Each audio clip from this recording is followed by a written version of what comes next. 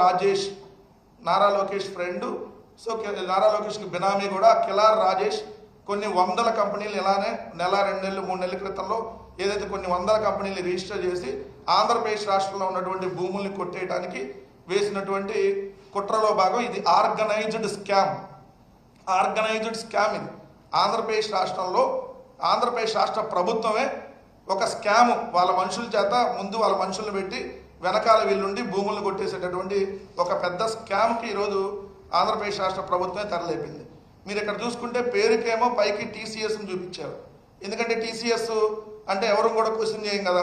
TCS అనేది ఒక మంచి కంపెనీ. డెఫినెట్లీ టీసీఎస్ అనేది జగన్మోహన్ రెడ్డి గారి ప్రభుత్వమే 2020లోనే టీసీఎస్తో సంప్రదింపులు జరిపింది. తర్వాత 2 ఏళ్ళు కోవిడ్ వచ్చింది. కోవిడ్ తర్వాత 2022లో ఏదైతే ఇదే తాడేపల్లి ఇక్కడికే వచ్చి ఏదైతే టీసీఎస్కి సంబంధించినటువంటి చంద్రశేఖర్ గారు వచ్చి జగన్మోహన్ రెడ్డి గారి ప్రభుత్వంతో సంప్రదింపులు జరిపెళ్ళారు. దానికి సంబంధించినటువంటి గ్రౌండ్ అంతా ప్రిపేర్ అయ్యి ఉంది. సో తర్వాత మేము అధికారంలో నుంచి దిగిపోయాం. సో ఇప్పుడు వాళ్ళు టీసీఎస్కి ల్యాండ్ కేటాయించారనేది నిన్న అఫీషియల్గా ఒక జీవోని రాష్ట్ర ప్రభుత్వం రిలీజ్ చేసింది. ఎంత దారుణం ఇది కూడా.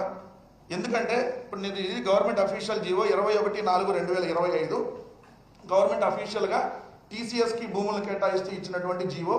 ఈ జీవో కాపీలో 2వ పేజీలో మీరు చూస్తే 8 సీరియల్ నెంబర్ 8లో the government after careful examination of the proposal and keeping in view the recommendations of the state investment promotion board SIPB and the Honorable Council of Ministers hereby approves the allotment of land for the entire 21.16 acres at 99 paisa in IT Hills number 3 Visakhapatnam Tata Consultancy Service Limited.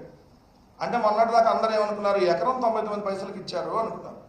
కాదండి, 21.16 ఎకరాల మొత్తాన్ని 99 పైసలకి అమ్మేశారు టీసీఎస్కి. అంటే అసలు ఆంధ్రప్రదేశ్ రాష్ట్రం అంత చీప్గా కనపడుతుందా? ఎక్కడన్నా అసలు 99 పైసలకి ల్యాండ్లు అమ్మేయటం అనేది, వందల వేల కోట్ల రూపాయల విలువైనటువంటి భూములు అమ్మేయటం అనేది అసలు ఈ భారతదేశంలో ఎక్కడన్నా ఉందా? ఎందుకంటే మీకు ఎక్కడైనా భూములు కేటాయింపు జరిగితే సపోజ్ అక్కడ ఎకరం 50 కోట్లు ఉందనుకోండి, 10 కోట్లకో లేదంటే ఒక 20 కోట్లకో సగం ధరకో లేదంటే 40% ధరకో కట్టబెడతారు. ఉచితంగా 21.16 ఎకరాలు టీసీఎస్ పేరుతో టీసీఎస్కి ఇచ్చారంటే మనం ఎవరో క్వశ్చన్ చేయం కదా. అంటే ఇప్పుడు మళ్ళీ వీళ్ళు క్వశ్చన్ చేస్తే ఏమంటారు, టీసీఎస్ అనే సంస్థ వస్తుంటే ఇక్కడ మీరు ఉద్యోగాలని రానియకుండా అడ్డుపడతారా లేదంటే కంపెనీలు రానియకుండా అడ్డుపడతారా? వాళ్ళు ఏం చెప్పారు, 12,000 మందికి ఉద్యోగాలు ఇస్తామని చెప్పారు. అంటే 12,000 మందికి ఆంధ్రప్రదేశ్ వాళ్ళకే ఉద్యోగాలు ఇస్తారా?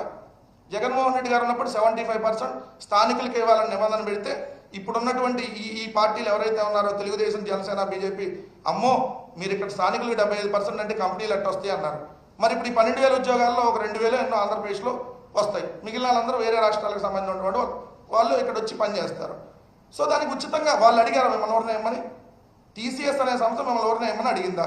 ఈ టీసీఎస్ పేరు చూపించి ఈ టీసీఎస్ వెనకాల కొన్ని వందల డొల్ల కంపెనీలు పెట్టి ఈ ఊరు పేరు లేనటువంటి ఏదైతే పనికి మాలినటువంటి కంపెనీలు, ఇది ఎవరైనా కంపెనీ అంటారు ఉర్సా అంట, URSA. దీని చరిత్ర ఏందని చూస్తే ఫిబ్రవరి 12వ తారీఖున మన హైదరాబాద్లో కొత్తగూడలో రిజిస్టర్ అయింది. సో వీళ్ళంటే 5,000 కోట్లు పెట్టుబడి పెడతారంట. ఆ ఇంటికి వెళ్ళి ఒకసారి నిన్న సాక్షి ప్రతినిధులు ఆ ఇంటికి వెళ్ళి చూసొస్తే ఆ ఇల్లు ఫ్యామిలీ ఉంటుంది అక్కడ. ఆ బయట బోర్డు కూడా అద్వైత ఎవరో 2 అమ్మాయిల పేర్లతో బోర్డు ఉంది. అసలు అక్కడ ఆఫీస్కి సంబంధించిన అడ్రస్ లేదు. ఇంటికి కరెంటు బిల్లు కేవలం 100 రూపాయల కరెంటు బిల్లుతోనే అది రన్ అవుతా ఉంది. అక్కడ అది ఓన్లీ ఇల్లు నడుస్తూ ఉంది. అంటే ఒక ఫ్యామిలీ నడుస్తున్నటువంటి దాన్ని ఒక ఆఫీస్గా చూపించి ఇక్కడ ఆఫీస్కి ఊరు లేదు, పేరు లేదు, అడ్రస్ లేదు. అయితే దీనికి సంబంధించినటువంటి ఉర్సా మీద పెద్ద ఎత్తున చర్చ జరుగుతుంటే వాళ్ళు వచ్చారు, ఎవరైతే ఆ ఉర్సాకు సంబంధించినటువంటి అసలు వాళ్ళు వచ్చారు. వాళ్ళలో ఒక అతని పేరు పెందుర్తి విజయ్ కుమార్, వాళ్ళ అబ్బాయి పెందుర్తి కౌశిక్, ఇంకొక అతను వచ్చేటప్పటికి అబ్బూరి సతీష్.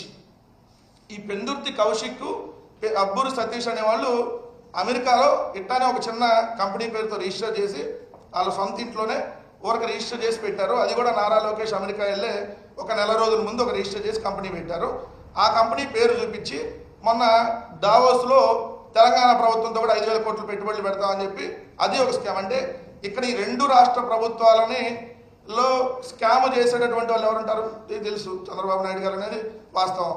అంతకుముందు ఏదైతే IMG భారత్ పేరుతో బిల్లీరావుకి ఏ విధంగా భూములు దోచిపెట్టాడో, 100 కోట్ల రూపాయలు విలువైనటువంటి భూములను ఎలా దారాదత్తం చేశాడో, సో ఇప్పుడు తండ్రిని మించిన కొడుకులాగా తండ్రి భూములు దోచిపెడితే కొడుకు మరి వాళ్ళ బినామీ కంపెనీలకు భూములు దోచిపెట్టాలి కాబట్టి సో సేమ్ దానికి సంబంధించినటువంటి కుట్రలో భాగంగా ఇది కనపడుతుంది. దానికి ఈ వాళ్ళు వచ్చారు ఉరుస్తా అనేటువంటి ఆ ప్రతినిధులు వచ్చి వాళ్ళు అంటారు our proposal was 1 crore per acre for 3.5 acres and 50 lakh per acre for 56.5 acres. వీళ్ళు ప్రపోజల్ పెట్టారంట. ఈయన ప్రపోజల్ పెట్టండి, మీరు ప్రపోజల్ పెట్టండి, మీరు కదా గవర్నమెంట్ కదా ఈ రేటుకి ఇస్తాను ప్రపోజల్ పెట్టాల్సింది. అసలు మీకు ఇక్కడ ఏదైతే 20,000 రూపాయలు రెంటెడ్లో ఉండేటటువంటి మీకు ఇక్కడ ఏదైతే 5,000 కోట్ల రూపాయలు పెట్టుబడులు పెడతాం అందుకే ఎక్కడి నుంచి వస్తున్నాయి ఆ పెట్టుబడులు, ఎవరు పెడతారు అంటే ఈ పేరుతో దోచిపెట్టేటటువంటి కార్యక్రమం రాష్ట్ర ప్రభుత్వం వాళ్ళ బినామీలకు దోచిపెట్టేటువంటి కార్యక్రమం చేస్తుంది. ఇది పక్కాగా ఆర్గనైజ్డ్ స్కామ్. భూ బ్యాంకుని అంటే ల్యాండ్ బ్యాంకు మొత్తాన్ని వాళ్ళకు దోచిపెట్టేటటువంటి కార్యక్రమం. ముందు దోచిపెడతారు, తర్వాత పంచుకుంటారు, తర్వాత తినుకుంటారు. ఇవన్నీ మనకు తెలుసు కదా వాళ్ళకి సంబంధించి. సో వాళ్ళు నేను అంటే క్లియర్గా అసలు మీ వార్షిక టర్న్ ఓవర్ ఏది, మీకున్న ఉద్యోగులు ఎంతమంది, మీకున్న ఉద్యోగులు ఇద్దరు, ఎవరు మీ ఇద్దరు పార్ట్నర్లే ఉద్యోగులు, మీరంత మట్టికి మీరు చేపట్టినటువంటి ఏదన్నా ప్రాజెక్టులు ఉన్నాయంటే 0, మీ వార్షిక టర్న్ ఓవర్ 0. ఈ గుండు 0 వాళ్ళకి 60 ఎకరాలు 3,000 కోట్ల విలువైన 60 ఎకరాల భూముల్ని ఏ విధంగా దోచిపెట్టారు నారా లోకేష్ గారు. దానికంటే మళ్ళీ కేర్ఫుల్ ఎగ్జామినేషన్ చేసి అన్నీ చేశారంట. జీవో కూడా ఇవ్వాలి ఇప్పటి వరకు భూములు. ఎందుకు టీసీఎస్కి దానికి ఒకటే రోజు దానికి సంబంధించి క్యాబినెట్ నిర్ణయం తీసుకున్నారు కదా, మరి ఒకటే రోజు తీసుకున్నప్పుడు టీసీఎస్కి 99 పైసలకే అమ్మేసినట్టుగా మీరు జీవో ఇచ్చారు. మరి ఇప్పుడు ఈ ఉర్సాకు సంబంధించి ఇంకా అఫీషియల్గా జీవో ఎందుకు రిలీజ్ చేయాల అంటే ఈ జీవో కాన్ఫిడెన్షియల్ జీవోలో పెడతారు. ఇది ఎవరికి కనపడదు, ఇదేమో ఓపెన్గా కనపడేటటువంటి జీవో టీసీఎస్కి ఇచ్చింది. దీనికి కాన్ఫిడెన్షియల్ జీవోలో పెట్టి వాళ్ళ మనుషులకి దీన్ని దోచిపెట్టేటటువంటి కార్యక్రమం ప్రభుత్వం చేస్తుంది అనేది ఈరోజు క్లియర్గా కనపడుతుంది. ఇక్కడ హైదరాబాద్లో ఈ ఉర్సా అనేది రిజిస్టర్ చేసిన వాళ్ళు ఎవరు, పెందుర్తి విజయ్ కుమార్. ఈయన శంషాబాద్ ఎయిర్పోర్ట్లో ఒక ఉద్యోగి. ఇంకొక అతను అబ్బూరు సతీష్, అమెరికాలో చిన్న సాఫ్ట్వేర్ ఉద్యోగి, శంషాబాద్ ఎయిర్పోర్ట్లో పనిచేసే ఉద్యోగి 5,000 కోట్లు పెట్టుబడి పెట్టారట. అబ్బా ఎంత బ్రహ్మాండంగా అసలు మీరు చెప్పటం.